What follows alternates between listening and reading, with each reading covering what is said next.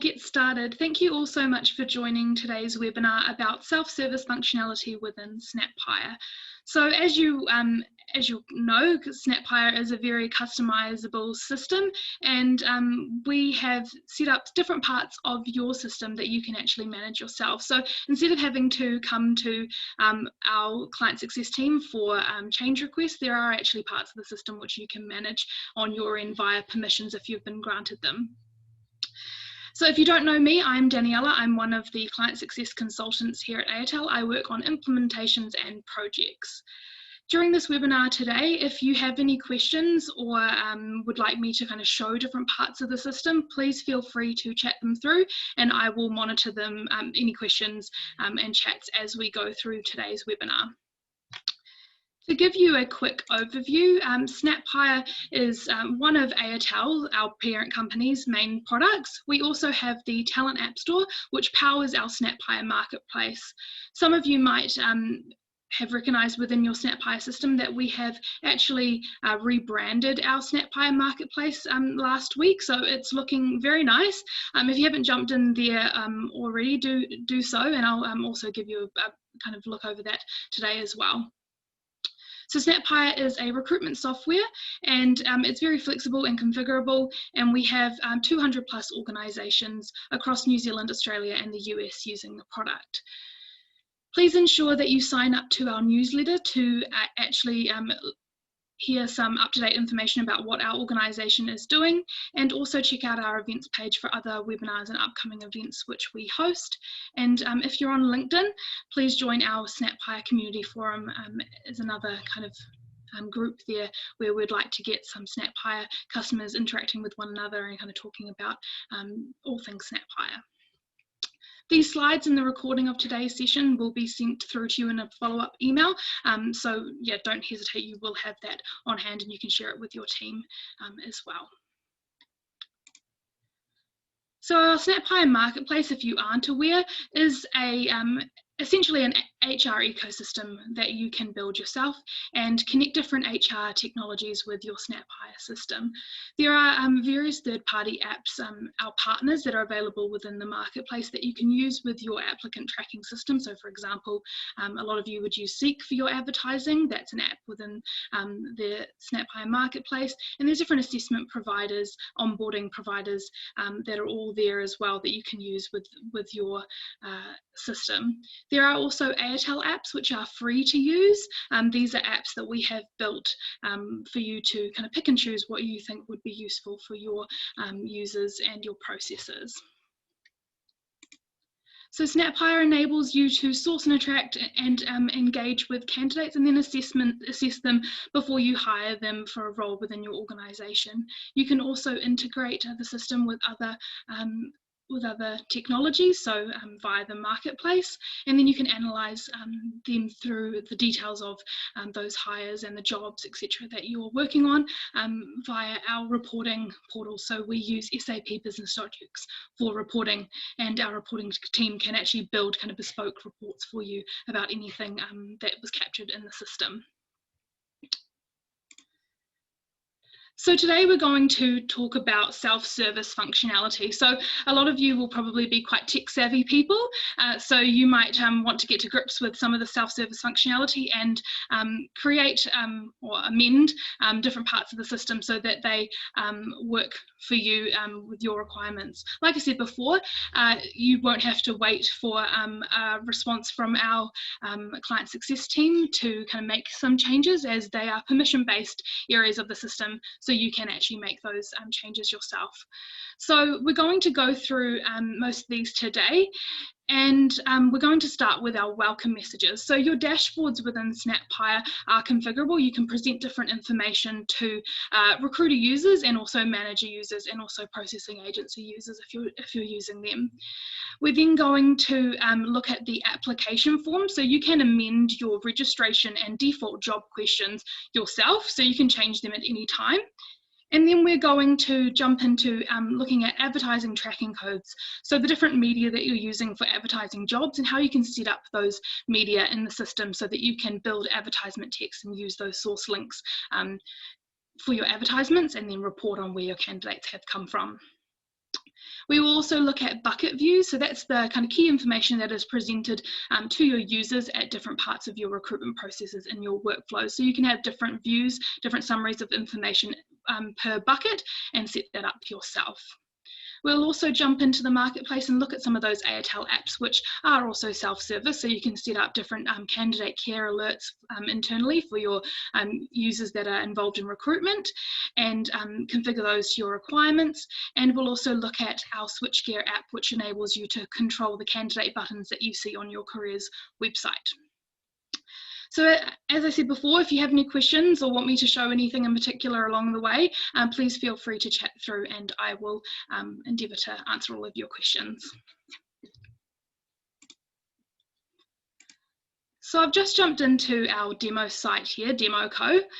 And as you can see, we've got some information here on our dashboard, but I might want to update this welcome message for recruiters. So what I would need to do is I need to ensure that I have been granted the correct permissions. So SnapHire is a permission-based system. If there's something that you can't do in the system, it's highly likely that it's because you don't have the permission to do so against your profile.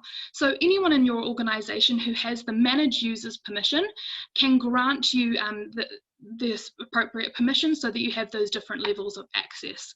So if we just use the top right search box here to search for myself, I'm going to grant myself some permissions because I have that manage users permission.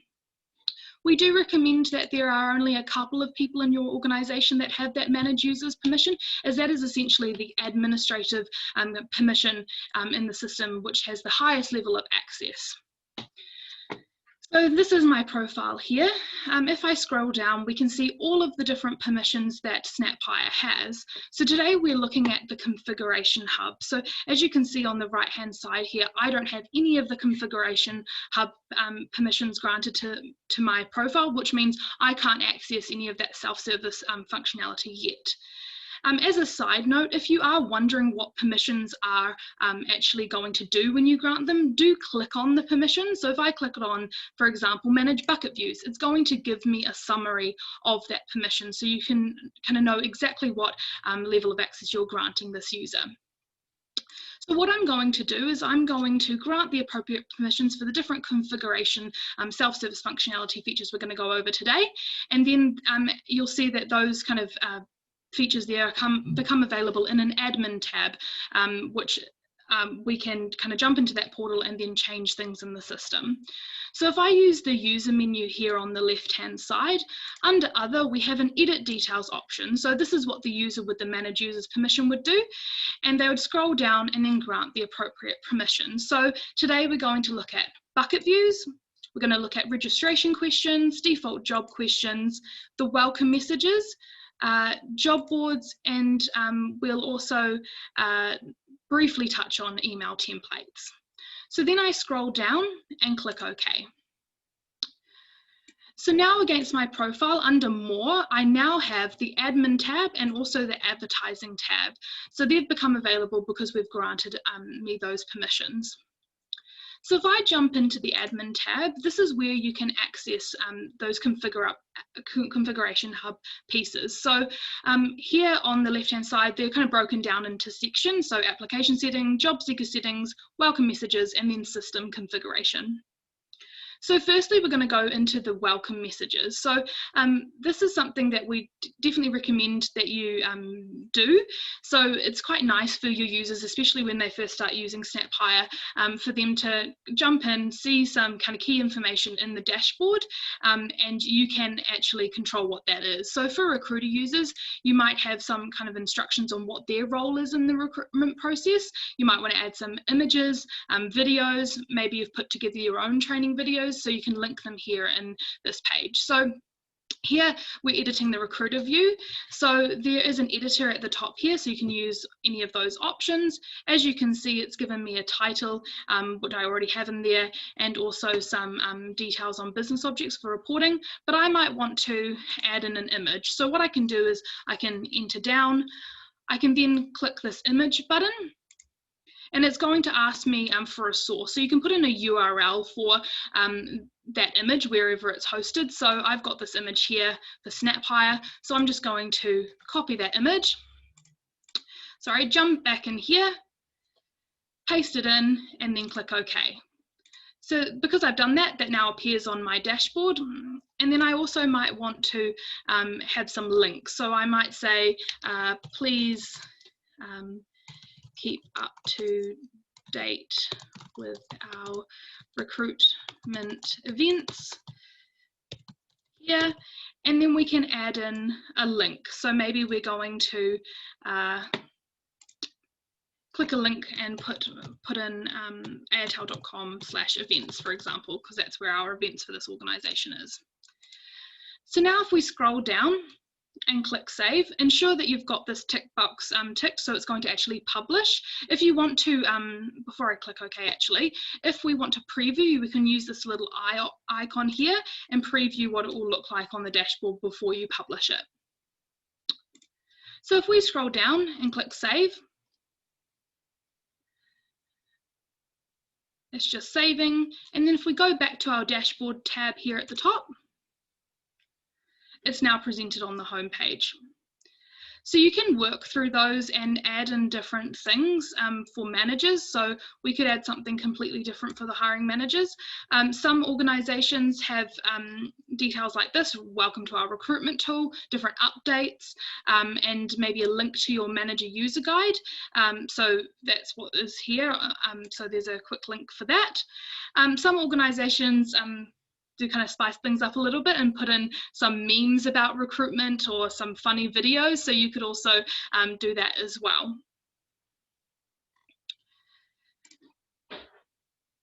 So now we'll jump into looking at the application form. So in your application form, you have two different types of questions. You have registration questions and default job questions. The difference is that registration questions are asked against your profile, and a candidate can actually amend the answers to those questions at any time. The questions also only become mandatory if they are mandatory when a candidate is actually applying for a job. So when they're first verifying their email address and setting up their profile, they don't have to answer any registration questions at that point if they do not want to. You then have default job questions. So these are the default list of questions that are added to each job in the questions tab of the job wizard when you are creating a position. So they're the default list of questions that you want to apply to a job and advertise and get the candidate to answer when you're creating a permission. When you're creating a role. So those default job questions, you can on a job by job basis update those, so you can add to them and change them around if you want to, but they are the default list that your organization has set up. So if we jump into the registration questions here, we've given you access to update these questions. Ooh.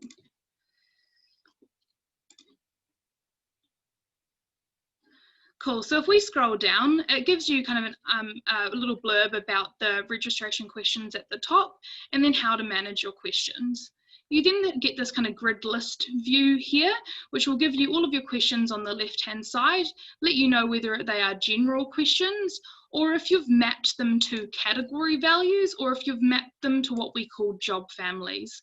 So you can do that for registration questions. You can map questions to certain job family members. So for example, if you have a job family that is employment type and then contractor, it means that for jobs that are set to being the employment type contractor, a question will only appear when a candidate is applying for a contractor role. You can also map questions to different types of users. So external, so those candidates who aren't already working at your organization. Internal, so the ones with a green dot against them that are current employees at your organization. And then agencies. So these questions appear to agency users who have been asked to submit candidates for particular positions. Each of these have a little information kind of hover. So if you hover over it, will give you information about knockout questions, for example. So you can set up questions to be comments, so that are kind of this kind of standard questions. Knockout, so if a candidate answers in a certain way, then they could be knocked out if they didn't answer correctly. They don't know that they're being knocked out, but you've set it up that way to kind of screen out certain people. And then scoring questions if you are using our scoring functionality as kind of an assessment during the application stage. So if we scroll down, we can see all of the different registration questions that we have available. Now, we can have registration questions that are set to being equal employment opportunity questions. Now, what that means is if we click into this header here, for example, EEO information, there's a little tick box here which asks you, is this question an EEO question? If you tick it on, it means that only users with the correct permissions can actually view that EEO information. So usually in most SnapHire sites, nobody has that permission, and it's just details that are captured for reporting, so you can report on your diversity of applications or registrations, and then use that information at the hired stage as well. So what I'm going to do is, we've got some EEO questions here. We've got an age grouping question and an ethnicity question. Another common EEO question is gender. So I'm going to add that question in now. So if we click add question, we can then choose the question type on the left-hand side. So you have all of these various options to choose from. So what I'm going to choose is, I'm going to choose multi-choice, multiple selections. The header, I'm going to put in gender, and then we can make it mandatory or not, but usually for EEO questions we don't recommend that you make them mandatory. I'm going to click on that it's an EEO question.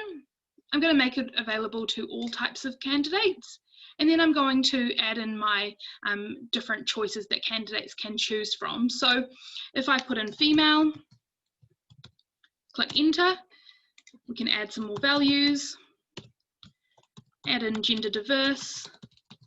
Ooh.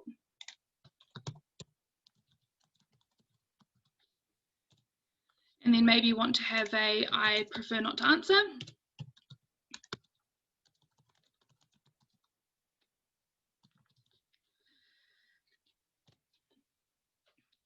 And then if you wanted to have an other or specify something else, then you can, with this question type, enable prompts. So if somebody selected other, then you can enable a prompt, and then you could say something, please provide details of the gender you identify as.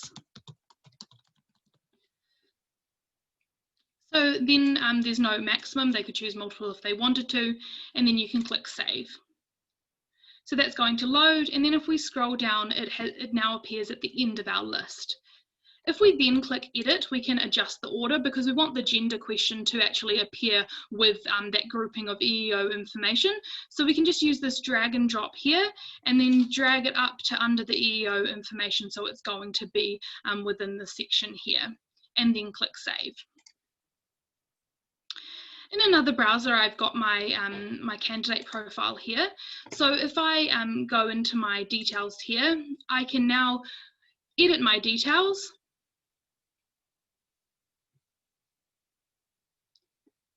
Scroll down, and then in the registration question section here, I can now see my question I've created appears. So that was just a kind of quick example of how you can add questions, but definitely worth looking at if you want to kind of update your application form. And we do recommend kind of, you know, maybe reducing your application form if you've got quite a lengthy one, and update your workflow processes so that some of that information, for example, referee details, could actually just be captured at a later stage, so you're not kind of storing all that information for people that in the system that you're not necessarily going to consider to employ for a particular position. So if I go back to the administration functions now and I jump into the manage default job questions, this will show you those default job questions that are answered against each job, and you can update these as well.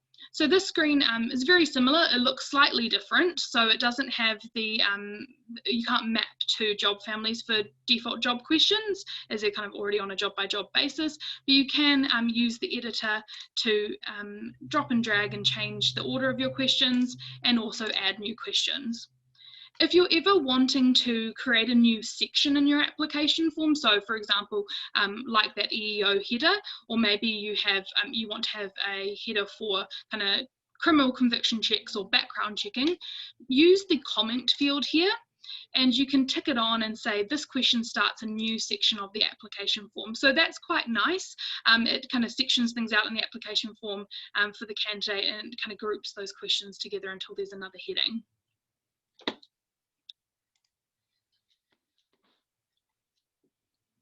Is there any questions about the application form before I jump into advertising tracking codes? The chat's come through.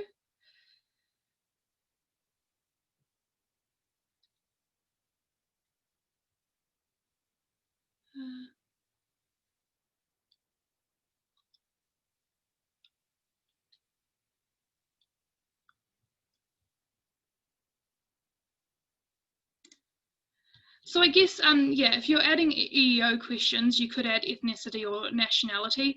Maybe you don't necessarily want both to have both of those in your registration questions. We do have kind of a default list that we could provide you if you wanted some guidance on kind of different ethnicities that you could add in there. But otherwise, you can just jump in here and add those questions yourself. The different question types, so single line is just a free text single line field, multi-line is a bigger free text box, and then you've also got numeric and then multi-choice questions, or yes, no, date and time, document uploads, and then sound bites. So sound bite questions are the questions that enable candidates to call up during the application process and answer a particular question you've asked of them. So it's kind of like a mini phone screen, and you can record prompts for that question as well if you want to. So they will listen to somebody's voice when they call up and they're asked that question before they do their recording. A couple of questions have come through. Awesome, so someone's asked for that list of kind of generic ethnicities. If you want to touch base with our client success team, that would be great. If you could just email hello@airtel.com, we'll definitely be able to provide you a kind of generic list of ethnicities. Another question. We have a requirement to have candidates read and accept a disclaimer regarding data and privacy when a candidate first registers with our careers website. As registration questions are not mandatory until a candidate applies for a role, what is the best way to manage this? So I guess you could have a kind of comment field. This is what a number of organisations they have like a comment field with their disclaimer, and it says, by submitting this registration or by submitting this application, you agree to this, this and this, and outline those terms for the candidate. So you could use that comment field there to have that blurb, and then it just appears there at the bottom of their registration or application, and outlines what they're agreeing to when they first register or apply for a job. Hopefully that answers that question.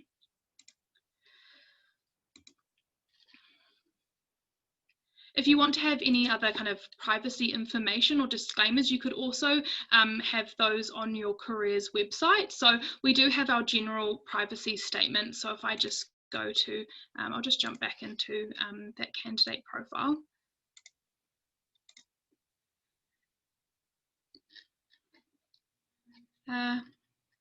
You do have a kind of privacy statement links on your careers website. So if you want to update those and kind of have a disclaimer there, then you could also display it directly on the careers website as well.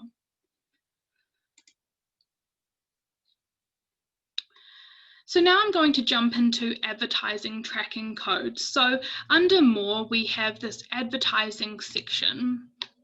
So this is something that we've actually been probably managing for your organisation, but it is self-service if you have the permission to manage your job boards. So in here you can create advertising tracking codes that are online or offline. So online is the majority of your advertising tracking codes that you'll be using. So in here we can see all of the active advertising tracking codes that are being used.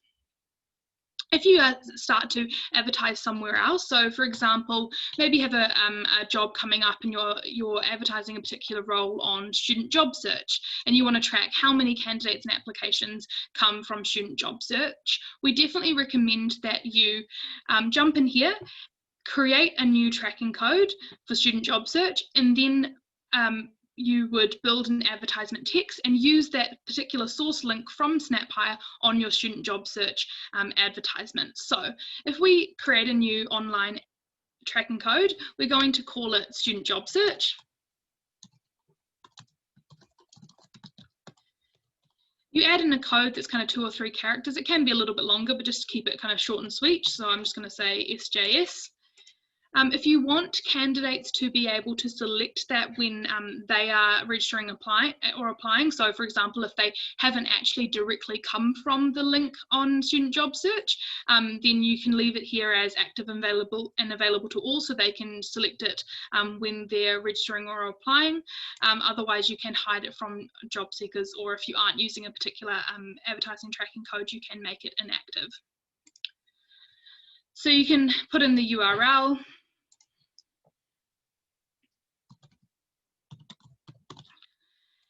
And scroll down. You don't need to worry about filling in these fields, and then click OK and save. So now student job search is here in my list of online tracking codes. So if I go to a particular job that I am advertising on the careers website that's open, I'm just going to refresh. So this is a job that I'm advertising and want some more applications for. So what we'll then do, sorry, it's taking a second to load.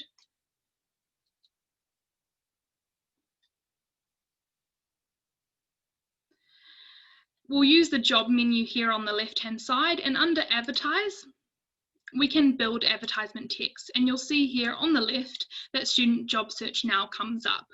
So if we click on student job search, we will then see this posted student job search screen. So this is really useful and definitely a key takeaway. So it's pulling through the job reference code and the title and then the job description, but it's also pre-populating a kind of source code at the end. So you can use this advertising code on advertisements. I think I've accidentally actually made this a offline media, but if we add in, if we say used something else, so if we used let's see, LinkedIn. So we're advertising on LinkedIn. You can see here that it actually has created a job link. So you can copy and paste that job link there, which has the little advertising tracking code at the end, so LKD. Put that on your LinkedIn advertisements, and then when candidates click on that, they're taken directly to your careers website and that job, and they can apply all whilst being sourced as coming from LinkedIn. So it is really important to use this build advertisement text functionality and keep your advertising tracking codes up to date. Our reporting team can do sourcing reports, so you can actually see how useful some of your advertising is and kind of where, you know, is best to spend your advertising budget, for example. If there's any questions on advertising tracking codes, please feel free to send them through.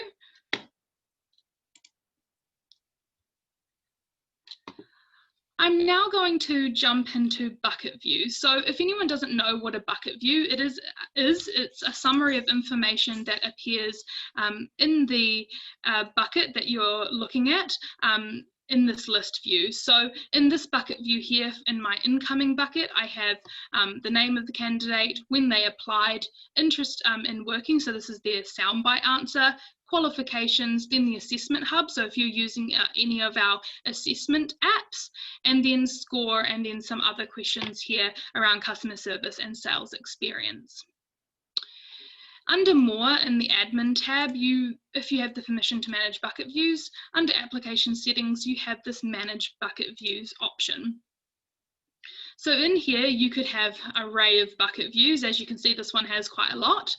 It gives you a summary of what the bucket view is called, the description of the bucket view, the workflow it's mapped to, and then you can actually edit the bucket view, copy it if you want to. So say maybe you want to copy a bucket view, but you just want to add a few other fields to it. That's quite useful. And then you can map it to different workflows. So let's see, maybe I'll update the shortlist bucket view here. So if we click edit, we can see the name and the description, and then where it's mapped in each workflow.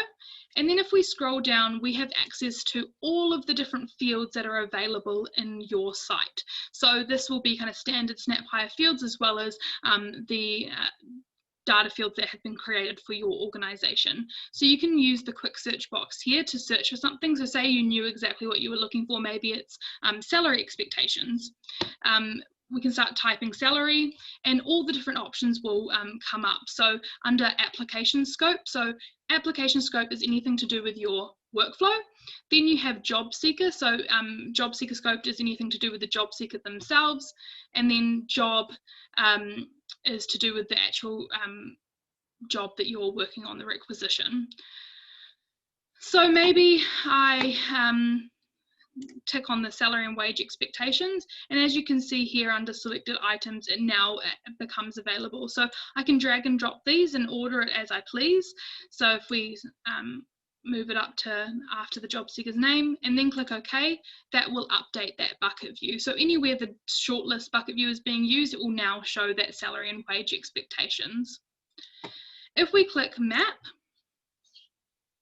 then we can choose from the workflow at the top. So this site has quite a lot of workflows, but yours might have one or just a couple. So you can choose which one you're updating. So if my job was on the volume workflow, I can check and see that in the shortlist bucket here in my workflow, it is using that shortlist bucket view that we've just updated.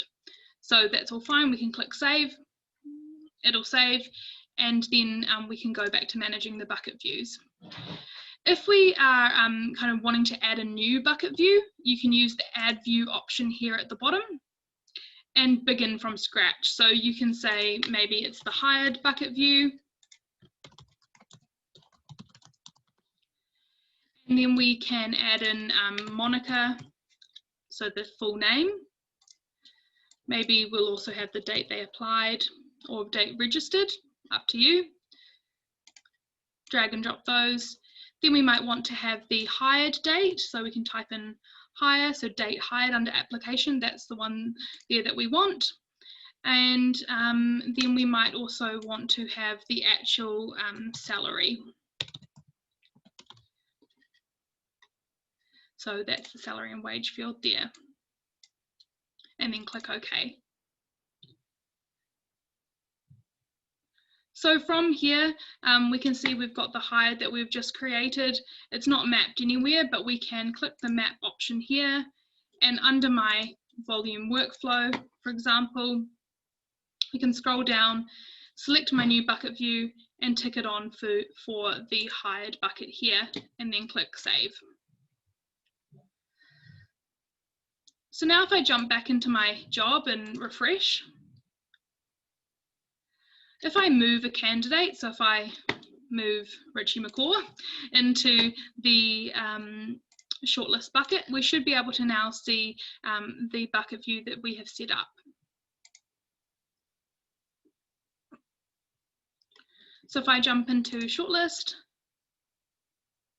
as you can see here, there's not an answer yet for the salary and wage expectations, but as you can see here, it's appearing here because I added it into this view.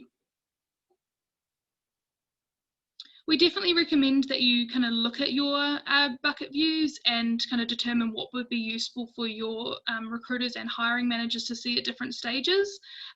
Sometimes during projects and also the implementations, we actually set these up to what we think would be useful to you, but as it's self-service, you can amend it at any time and update it. When you refine your search here as well, you can add different columns to display when you're searching. So you can, for example, if we have entitlement to work in New Zealand, we can move it over to being displayed in the displayed list and then click search now, and it will appear in this list as well. So you can also use that functionality when you're viewing your candidates. If there's any questions about bucket views, please feel free to send them through. I'm now going to look at a few of our apps that are self-service. So as it's probably familiar to you, you see this candidate buttons each time you're looking at a job in SnapHire. This is an app called SwitchGear, so it enables you to control the different buttons that appear against each job on your careers website. So if you click edit, you can change the different apply methods for external and internal candidates, and it's just a drop and drag functionality, and then you can click this edit button again to lock it and save. So if we didn't want internals, for example, to go through your full application form, you could drop and drag the total apply button and hide it here, and then use the simple apply option if you've got that app installed. So that's just asking candidates for first name, last name, and email address and resume. So that's quite a useful tool there for maybe higher level roles, or also internals, because you already have that information on file. So you can change this whenever you'd like, and then just click edit to save it again. As you can see there, you can restore to default. So within the actual SwitchGear app themselves, you've got default settings set. So if you want to restore to the defaults, you can do that and click OK. And then it will change back to the default being total apply, for example. But I'm just going to drop and drag that because I still want simple apply to appear for internals. I just had a question come through, so I'll just review that.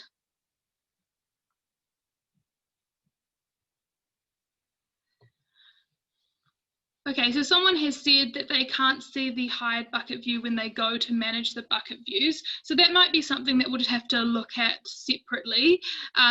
But sometimes when you've updated the bucket view, you actually kind of have to move a candidate out of the bucket and then back into it to see the changes. So that potentially could be what you're experiencing, but let's discuss that after the webinar and kind of see what your what's kind of happening there.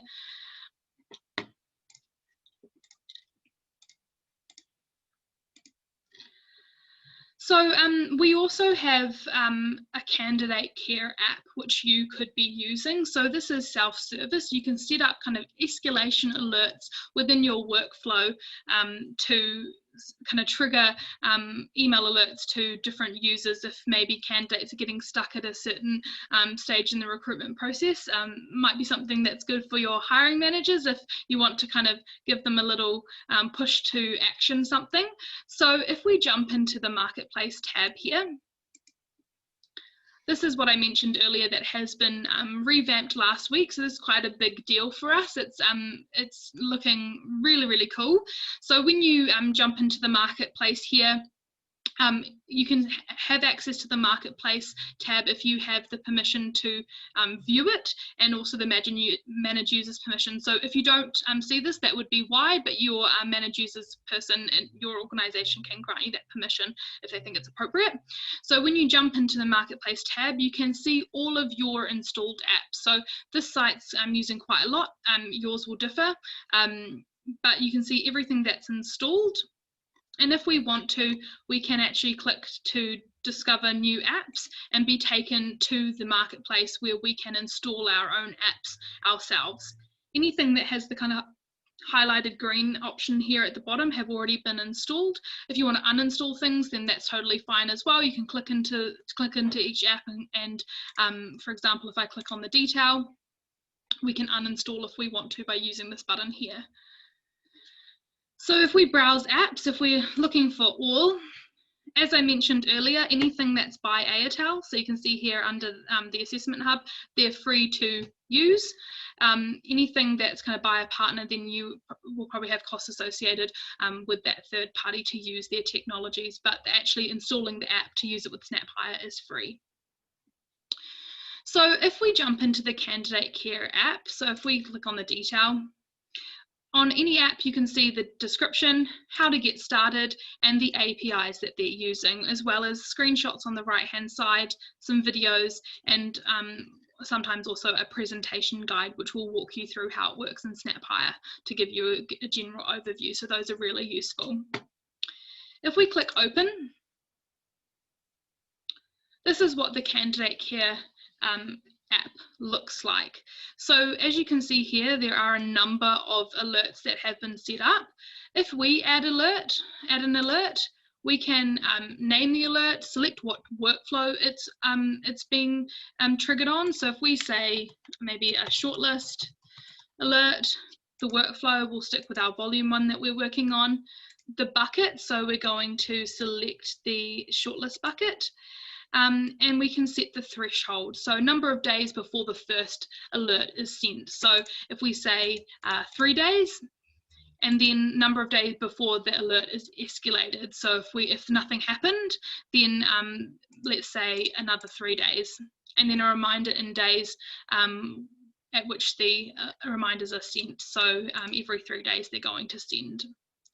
You can then drop and drag who they're escalated to. So it'll go in the order. So if we say manager is number 1, then it's going to go to the recruiter if things weren't actioned, and then it's going to go to an email address. So if we say, move it to the end, we can set a particular email address for this site. So maybe it's like careers@airtel.com, and that will be what is sent. So we can then type in the message text. So if we say, please review your short list of candidates, you could obviously put a little bit more detail in there, and then click OK. It'll load and save, and then we can make sure that it is active. If you want to inactivate any of your candidate care alerts, then you can turn them off and on. So I've turned it on, so now it is active, and it'll also tell you what jobs need attention. So it's really, it is really useful, especially if you've got quite high volumes of candidates. So we definitely recommend that you check out setting up some candidate care alerts if you would like. Is there any questions about candidate care or any other apps or any functionality that we've gone through today, or maybe that we haven't gone through today? I'd also like to mention that we do have the functionality within SnapHire to manage your email templates. It is a piece of functionality that is there in the system, and it's actually something that we're working on kind of a second phase to optimize so that it's a better user experience for you, but you will be able to use the manage email templates if you would like. So that enables you to update all of the different email comms within your system that are sent from actions that have been set up on your site, and add in any placeholders and data fields. So that's something that our development team are working on to kind of optimize a little bit more, and then it'll be kind of more user friendly for you to have that configuration option there as well.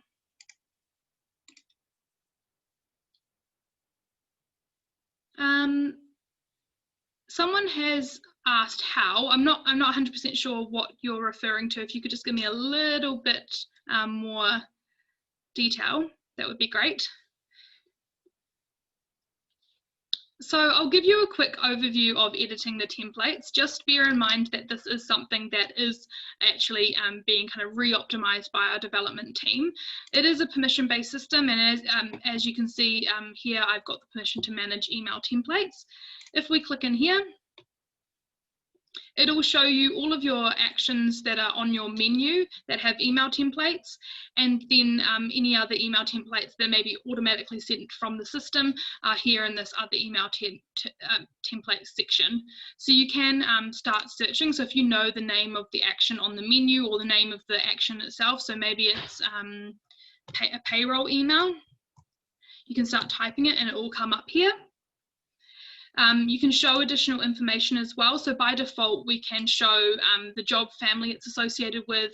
The workflow can be raised on job seekers and can be raised by, and also what email address is receiving this email or who is receiving this email. And then you can click into the action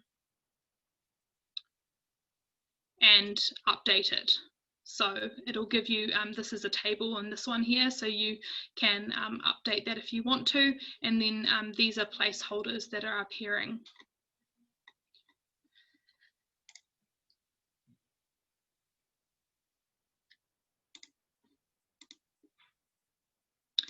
Just do note that with this, sorry, just reviewing some questions, just do note that with this email self-service here, the functionality is there, but there are some kind of limitations that we're working on so that it is a better user experience for you when you are editing your email templates.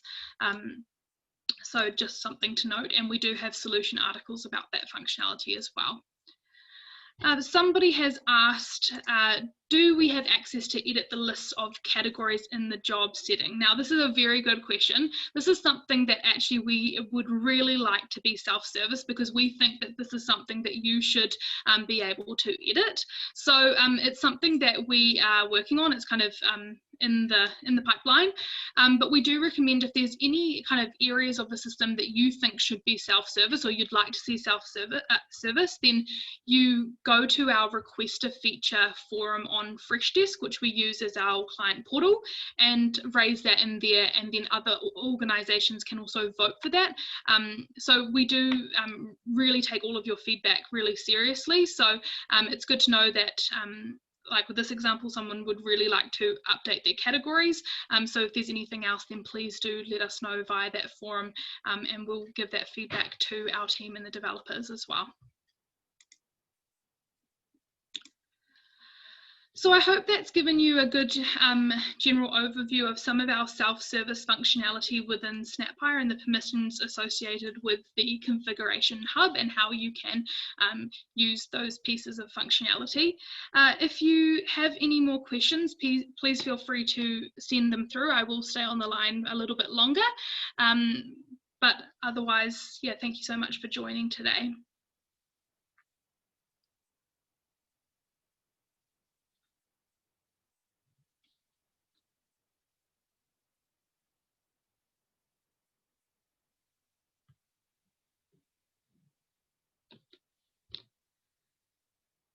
Feel free to send any questions through. Otherwise, we will send a follow-up email with the slides that we kind of went through today and the recording of the webinar. Oh, thank you. You're welcome.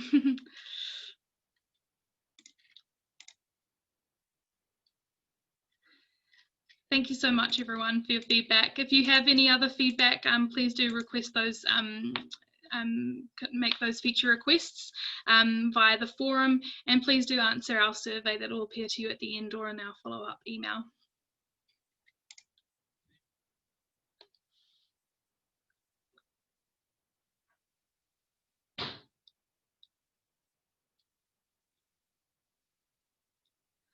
Okay, cool. So we've got some other questions. So the build advertisement text, someone says, I only use that for the code, but what else can it do? Post to sites. So no, it doesn't directly post to sites. But if I go back into my job, it does generate that advertisement text for you with the sourced link. So I accidentally made that job set one code an offline media, so therefore it only created the code, it didn't do the link. But in here, if we go under build advertisement text and we want to advertise on Facebook, for example, because it's a website, it's online, it does pull your job description through into this field here, and then it has a link at the bottom which shows you the source link. So you could essentially copy and paste this, put that onto your advertisement, and the link there would already appear that is source. So that's quite useful. Otherwise, if you just wanted to copy the link and put that on your advertisements, then you could do that. So definitely recommend using this. We know that it's not, you know, an integration with a particular job board that you might be using, but it does enable you to track where people are coming from, which is really important.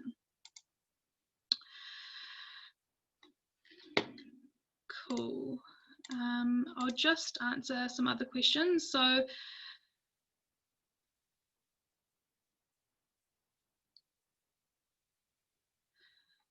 So someone has said that they have some old registration questions that they can't see.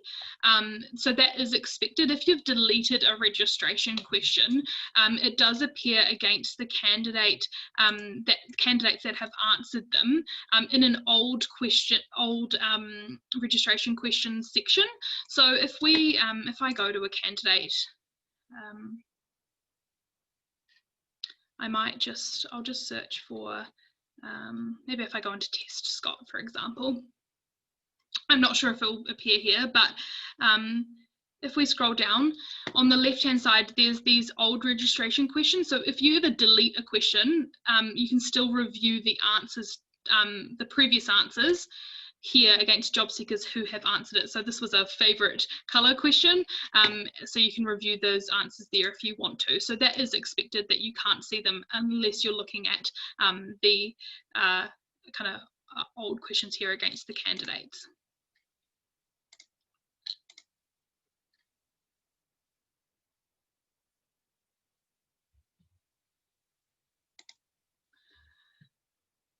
So you won't be able to see the list of questions that are there in the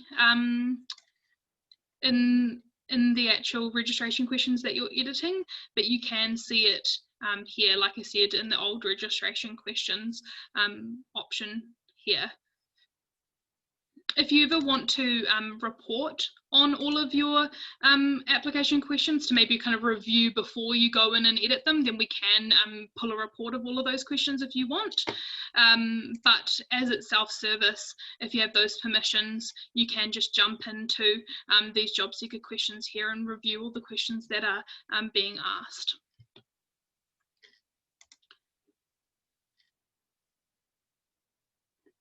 If there's any other questions, please feel free to send them through. If there's anything else that's maybe not related to self-service questions that you would like me to kind of answer now, then I'm happy to, so feel free to send them through.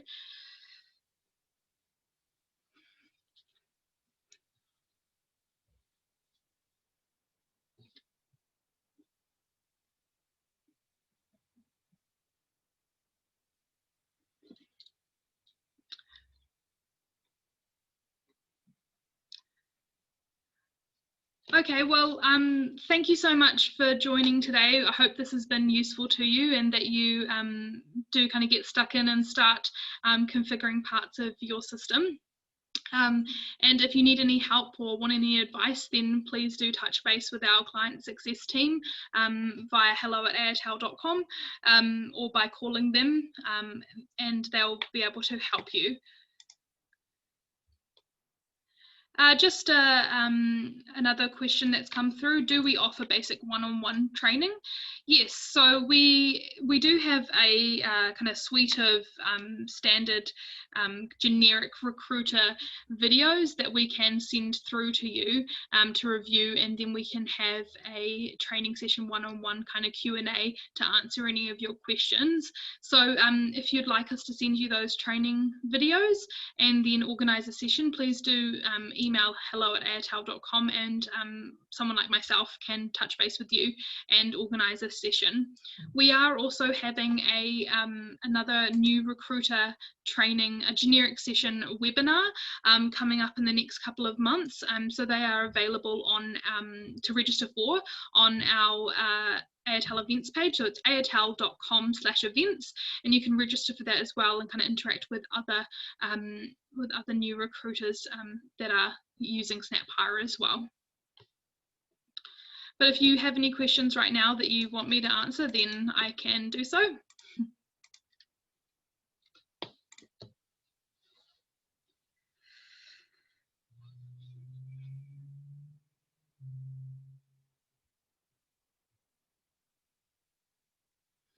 Okay, well, I will clock off now. Thank you all for your time, and I hope you have a good afternoon. And yeah, like I said, I hope this has been useful to you. Thank you so much.